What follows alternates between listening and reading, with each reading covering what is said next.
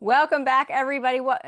Thanks to my esteemed co-host. I feel like I say this all the time, John Solomon. We are learning more and more about Russiagate and how it was used to hurt President Trump, especially considering the latest reporting over there on justthenews.com. We now have an intel whistleblower who alleges that then-Congressman, now Senator Adam Schiff, personally approved leaking classified material in an effort to smear President Trump back in 2017. So joining us now to talk about that report and much more is Chairman of the House Judiciary Committee, Jim Jordan. Mr. Chairman, thanks so much for being here.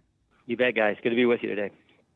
Good to hear you. I want to set the criminal referral things aside. I know John wants to get into that, but I want to ask you how this would have been handled within Congress, because he's no longer in the House. He's now in the Senate.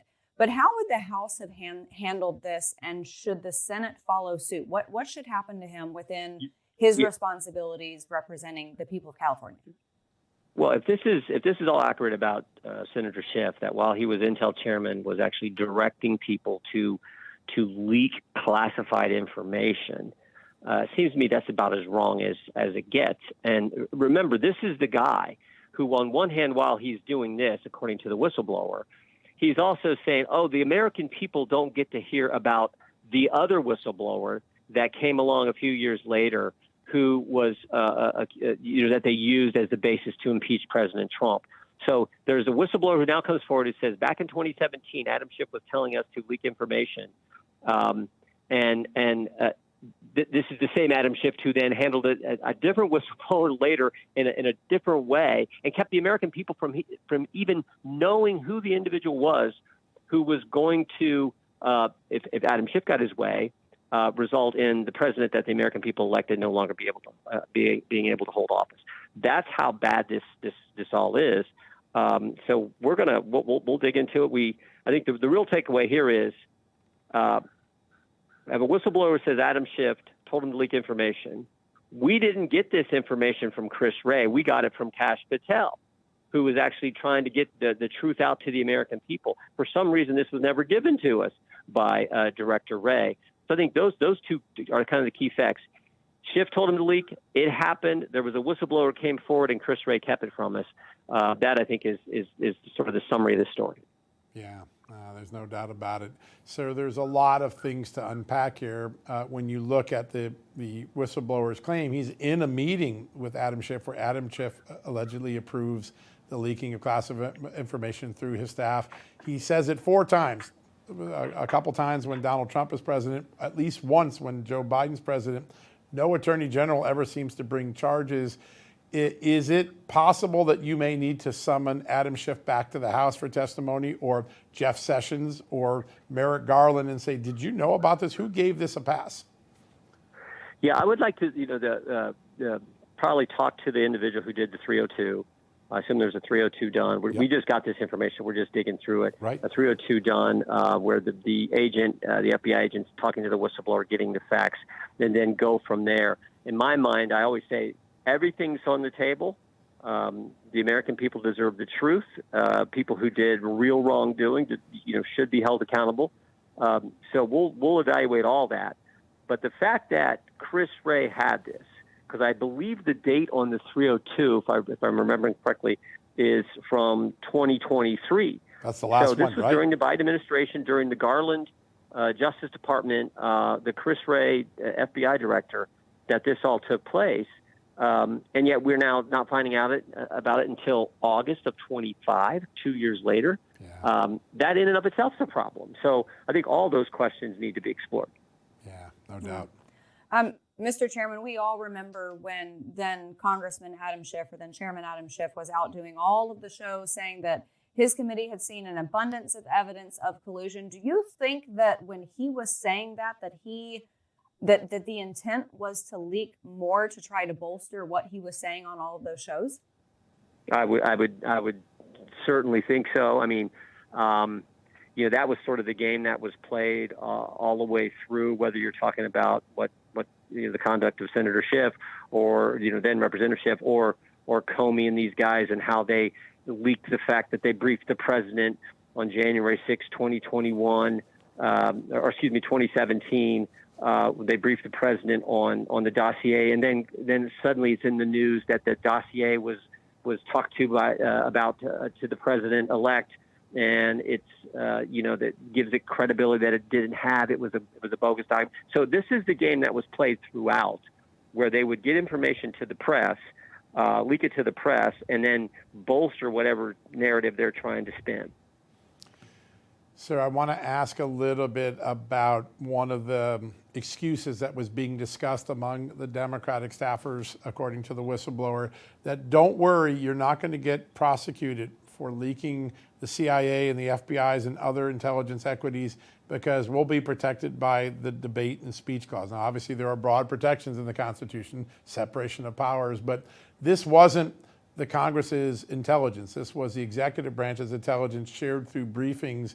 Would you consider, or do you think one of the steps going to be to ask the Justice Department for a legal opinion about whether a staffer or a member of Congress can leak things of the executive branch just because he thinks he or she's protected by the debate and speech clause? No, good question. I think first step is for us to consult with our lawyers, House counsel, right, on speech and debate, how that would apply and with the facts of this situation here, and the facts of this case, and before we'd even entertain the second thing. But I do think there's a concern there. I do think there's legit questions there.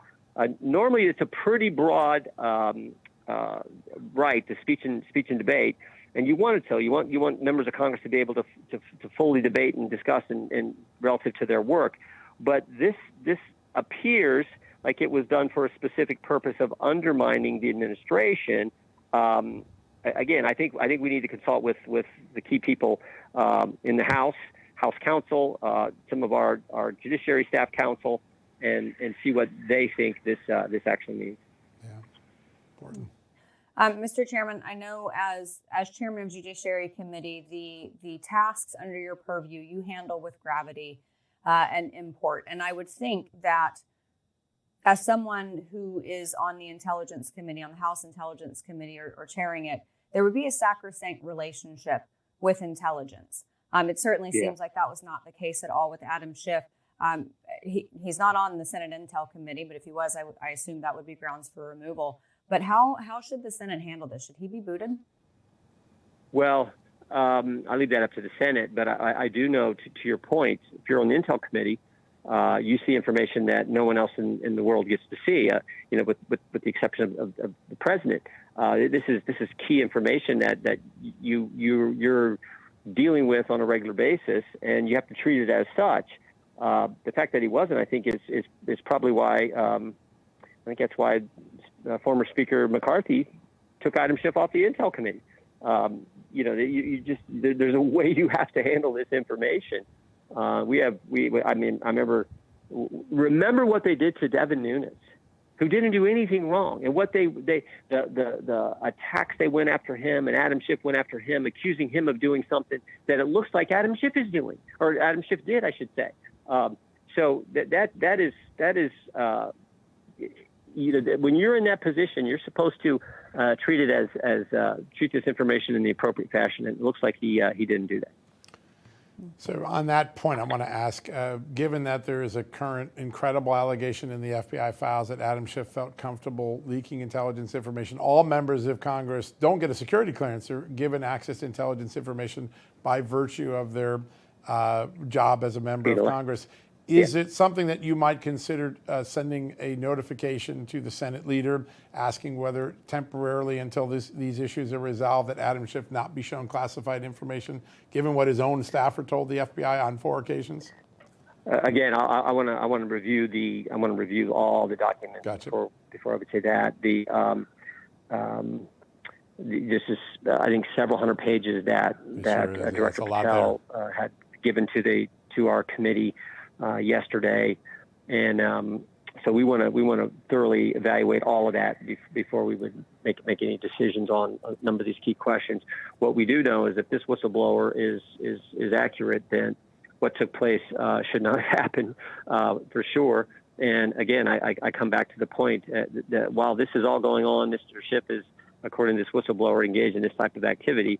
He was criticizing and attacked Devin Nunes for the same thing, when in fact Devin Nunes, but Congressman Nunes, Chairman Nunes, did not engage in leaking any type of information.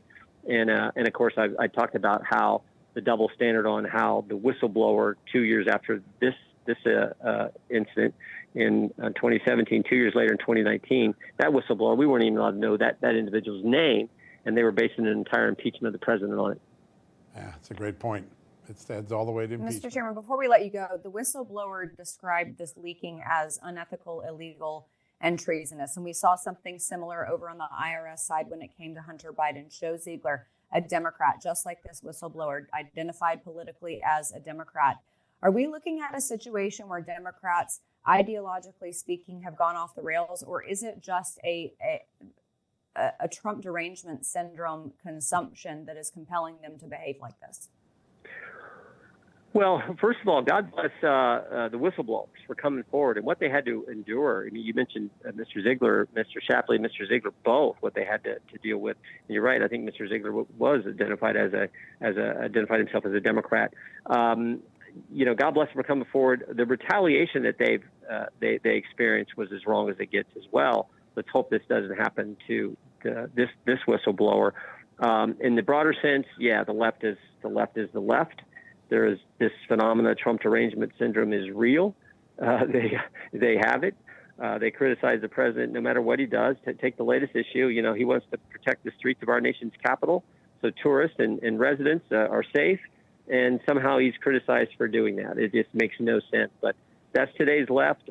We just got to keep on doing the right thing, getting the truth out there. And we certainly appreciate what you guys do in doing both of those things. Thank you, sir. Means a lot. Really does. Sir. Thank you so much for your time. We appreciate you hopping on the horn and answering these questions for us, Mr. Chairman. Thank you so much. We'll catch back up with you very soon. All right. Take care. You too. All right, everybody. We're going to take a very quick break, and we've got another amazing guest coming up on the other side.